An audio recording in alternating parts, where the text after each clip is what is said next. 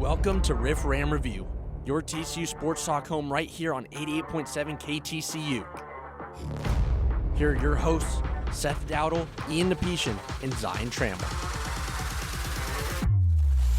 What's going on, everybody, and welcome back to Riff Ram Review right here live on 88.7 The Choice, your choice for college radio. My name's Ian Nepetian, and tonight I'm joined alongside Zion Trammell and Seth Dowdle, but we also have a very, very special guest joining us here from TCU Baseball, Kurtis Byrne. Kurtis, welcome to the show. Super glad to have you. How's everything going today? Seriously, yeah, thanks for having me, guys.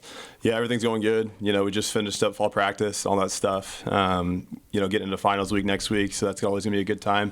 And, that's what it's all about. There you go. And fall ball wrapped up, just like you said, a couple weeks ago, right before Thanksgiving. So things are kind of winding down on that practice front, but still just going hard with school, huh? Yeah. Oh, yeah, absolutely. You know, it's always a stressful time for everybody, especially, next week with all the finals and everything like that. I'm pretty lucky. I only got one next week on Friday. So, I mean, that's huge. Yeah. I mean, it kind of sucks it's on Friday rather than on Monday or something. But, no, it's fine, though. It'll be good. There you go. So briefly, hey, just, a lot of the guys are just a lot of the listeners know who you are, but just tell some of our listeners about yourself, just a little background about who Kurtis Byrne is. Yeah, so I'm from St. Louis, Missouri. I played baseball I went to high school at Christian Brothers College High School out in St. Louis. One of 5 kids, big family, so, big support staff. I came to TCU. I committed my junior year of high school. I was originally committed to Indiana University my freshman year. They had a coaching change and my junior year of high school, and then I knew somebody, so Brian Howard, so we played for the same high school travel ball team. Okay. So we had the same coach, and I asked, so TCU was always my dream school to go to. So I reached out to my coach, and he got linked up with the coaches and stuff. They watched me play. A couple weeks later, I took a visit, and the rest is history. Sweet, man. That's awesome. I mean, we're super glad that you're at TCU now. I mean, you've been killing it on the field, and I mean, just simply, how was growing up in St. Louis? I mean, are you from St. Louis or just out of there? I saw Chesterfield pop. Yeah, so I'm about 20 minutes out of downtown. Okay. Growing up in St. Louis is awesome.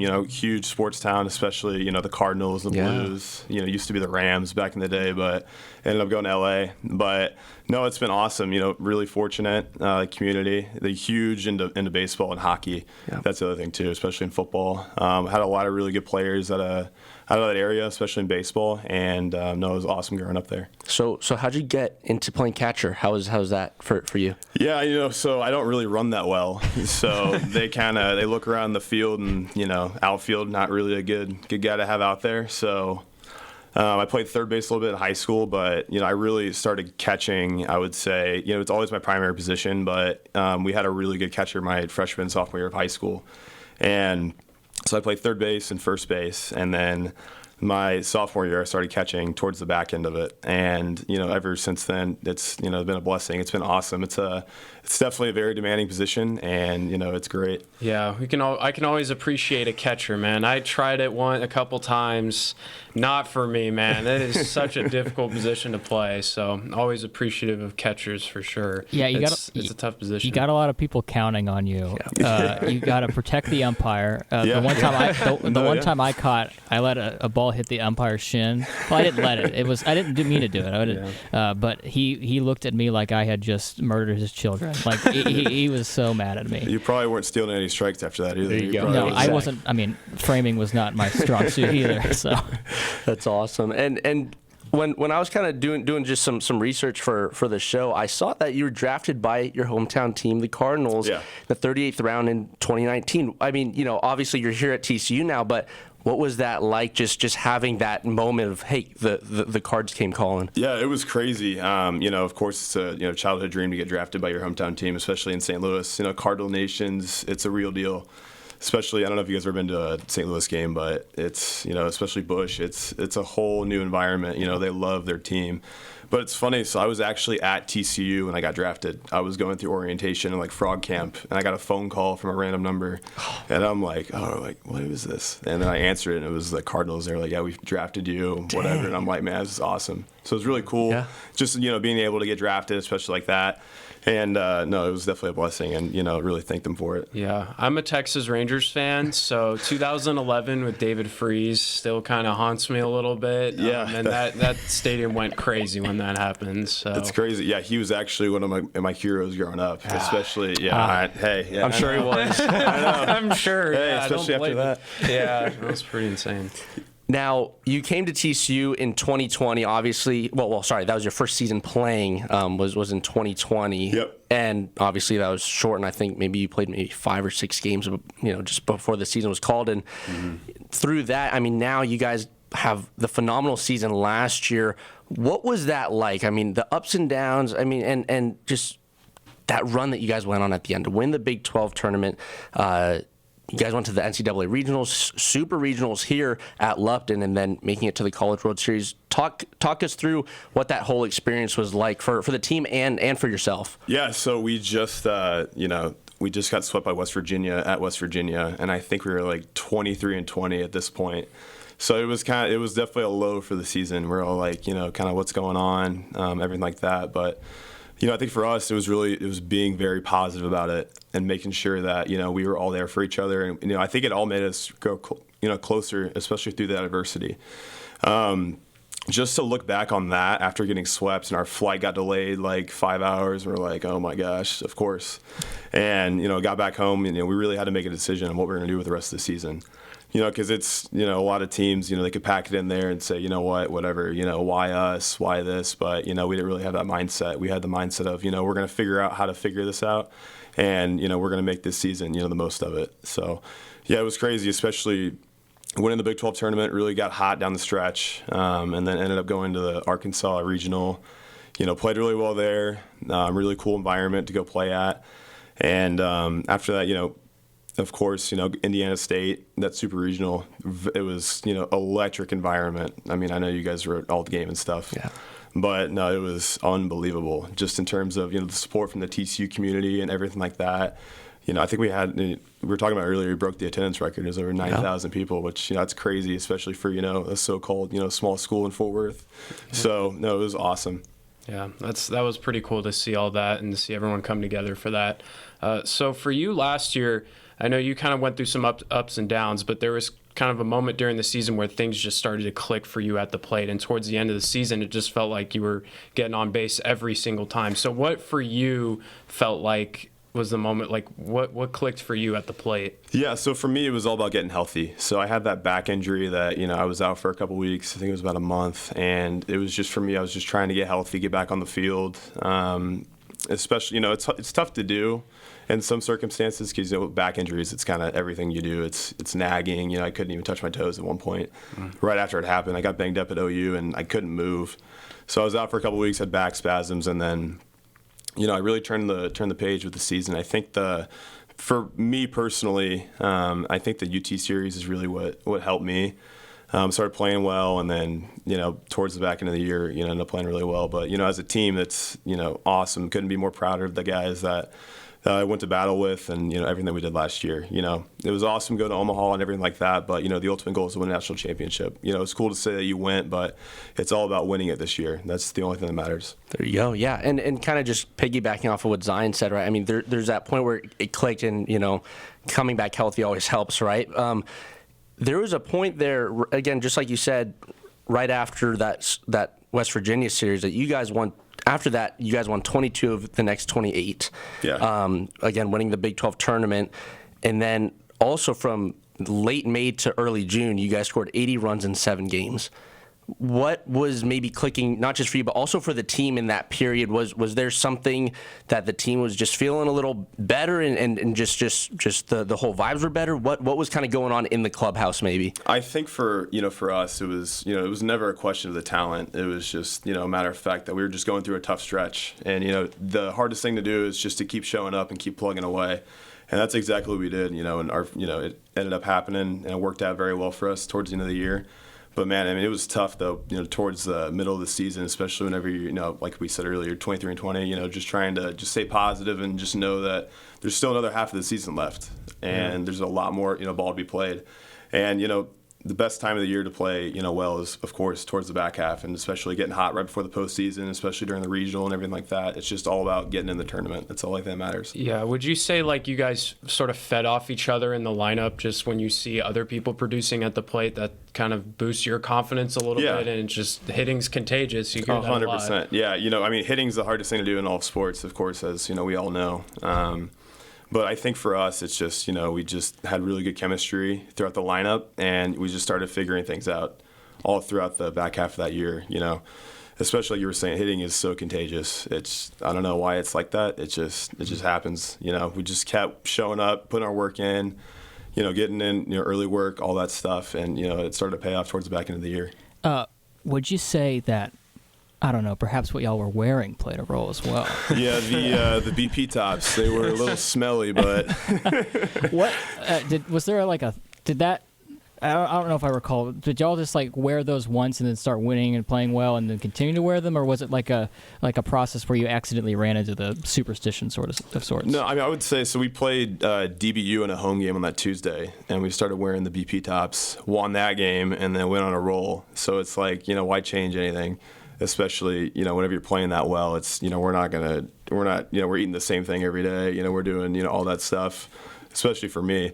But, I had my same routine with my coffee and with my energy drink right before the game. Hate to say it, but baseball guys are sometimes very superstitious with that stuff. So call us crazy, but, it was working at the time, so. Did you get tired of IHOP by the time Omaha was rolling around there? Yeah, you can thank Trey Richardson for that. But no, it tasted better every time after every win. So that's good. It was really funny watching those jerseys slowly fall apart as the season was rolling. We had some guys with holes in them. I had my back was falling off. We had to get stitched and everything. Oh, it was brutal. But no, it was awesome. Just playing that well as a unit all the way through it. It's kind of funny how the jerseys they happen to be like that. Yeah, but, yeah. So any word on those cream jerseys coming back for this year? Is it going to come back into the usual? I think so. Thing? Yeah, I think that's the deal. Yeah, I'm pretty sure. So we'll see. That was kind of a last year thing. So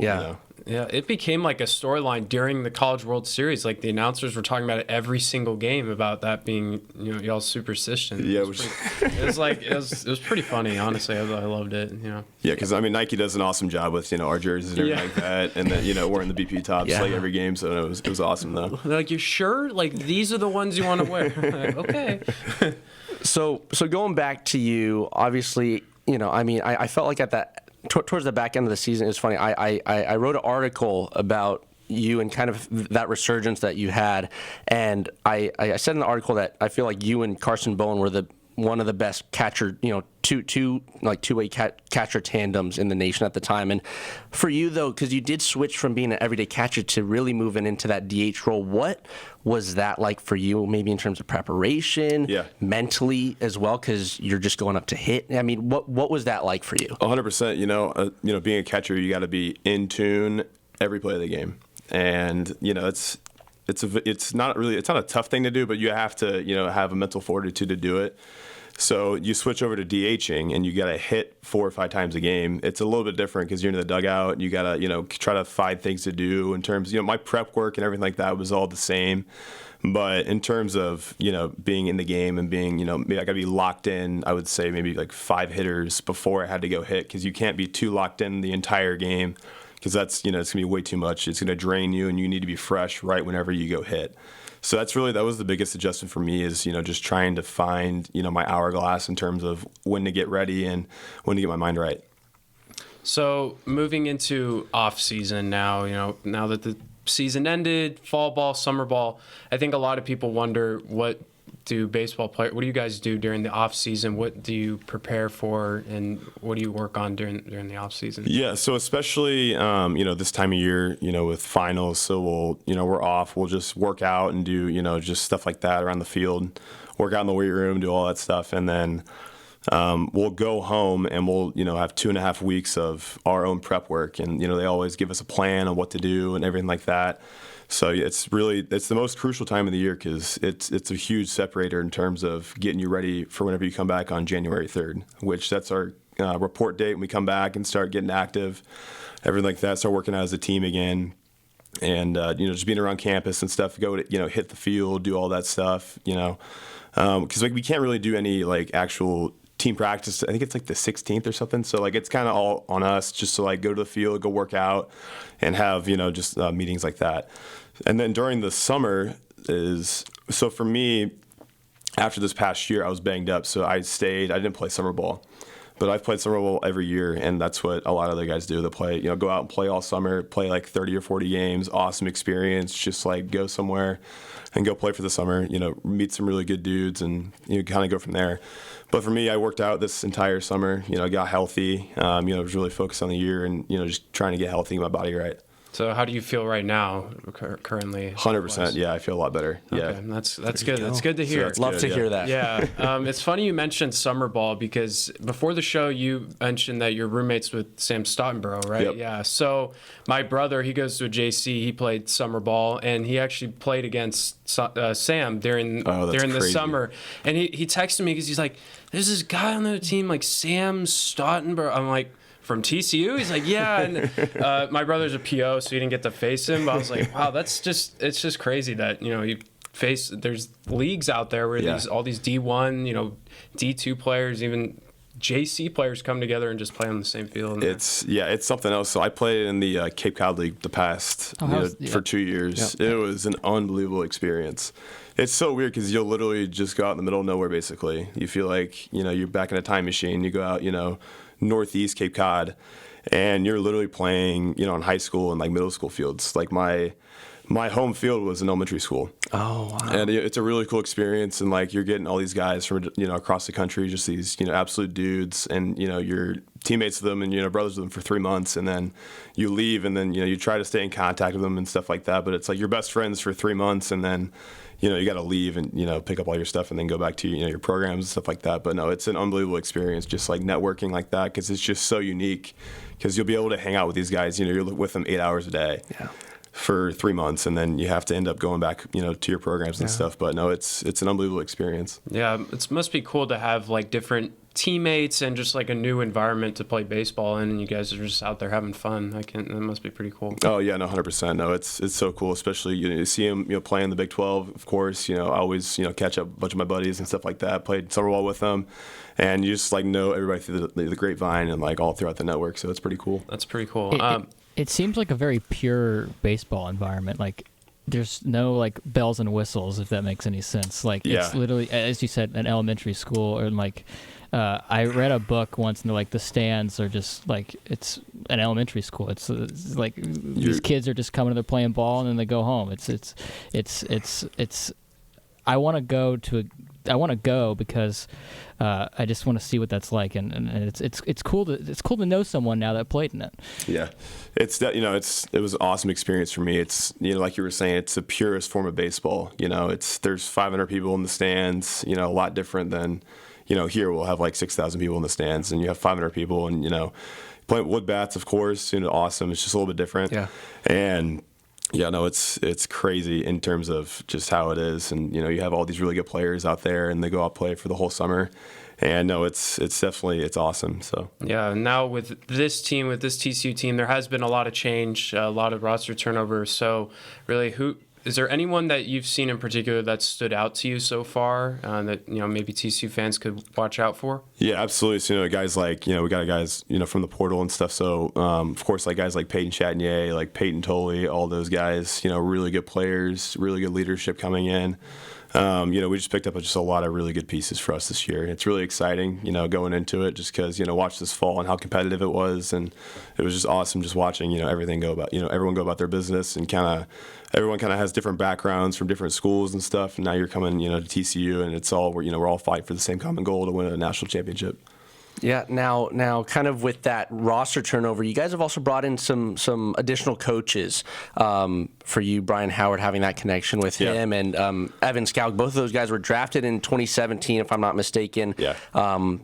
With them being former TCU guys that were in your guys' shoes as student athletes, and then also went up and beyond to then get drafted, what is it like having them on the coaching staff to help you guys out from a day-to-day? Yeah, I mean, you got 7 years of college baseball experience right there, and guys that went to, they went to Omaha every year they were here.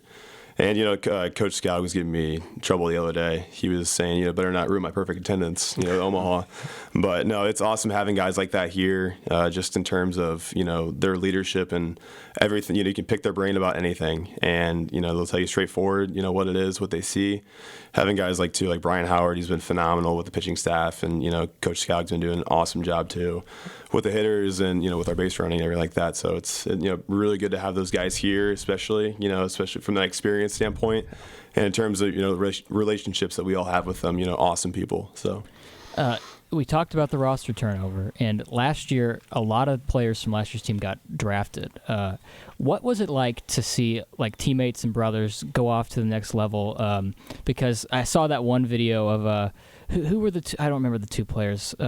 Fontenelle and someone else at the draft, and Michael Petrie. Yes, and that was cool to see. Just supporting fellow TCU brethren when Braden got drafted. But how was that to see a bunch of your teammates go on to play the next level? No, it's awesome. Just to see them, fulfill their dream, especially with Braden getting drafted in the first round. Awesome experience.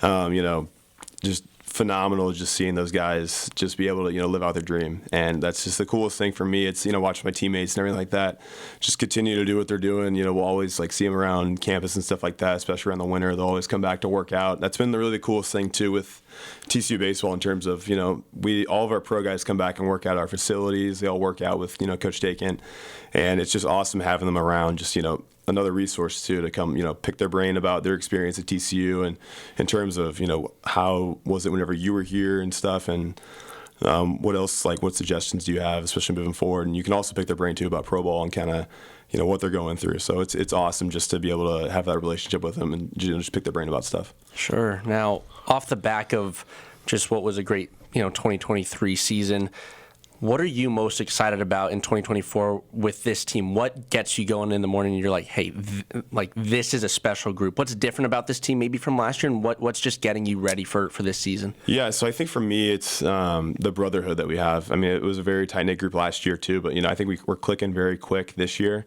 in terms of with all the guys, really, really good teammates. And that's the thing, just really good human beings being around every day. That's the thing. It's a blessing just to have guys, all in your corner, brothers for life.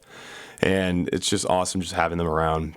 And the thing for me, I think it's, the culture of TCU, it's what's going to, push us to, move forward and go to Omaha and go win a national championship. So, I mean, the biggest thing for all of us, the biggest end-all be-all is to go win a national championship. And that's the only thing that matters. That's what gets everybody up in the morning, going to weights, going to work out, go to class, go to practice, go do everything. It's all about, winning. And that's really the biggest thing. Yeah, and that's kind of something is that you've told the new players coming in, this is the standard now. This is what you should be expecting when you come to TCU. Has that kind of been the message as well? Yeah, absolutely. It's always been a winning culture, especially with the guys that we get in here, all really, really good competitors. And, that's the thing, that everyone just cares about winning. And at the end of the day, whenever you have a bunch of, we have 40 guys that only care about winning, you're going to, have success.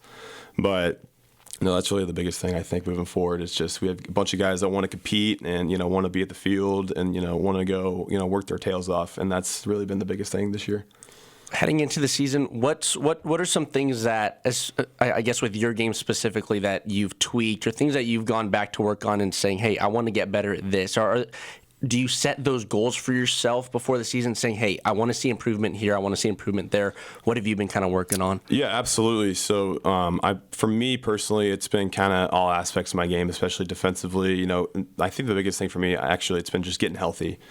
And, going from there, especially working on my defense, keep, cleaning up my swing, keep working on, certain things I need to work on, especially in the cage. And really just separating everything. And, whenever I get on the field, it's all about just competing and making sure I'm taking it day by day and not, looking too much in the future or too much in the past, and make sure I'm just really staying on that present moment and not worrying about, too much. So I think that's really been the biggest thing for me. It's just, really focusing on what I can do today on, this hour, or, at practice and stuff. So. Yeah, no, I mean, we're really excited for the season coming up, and I mean, it's looking like a tough schedule at the start, but after last season, I mean, there's no doubt that you guys got it in you. So no, it'll be awesome. Yeah, it's always really exciting. Go play those teams early, and it'll be awesome. So.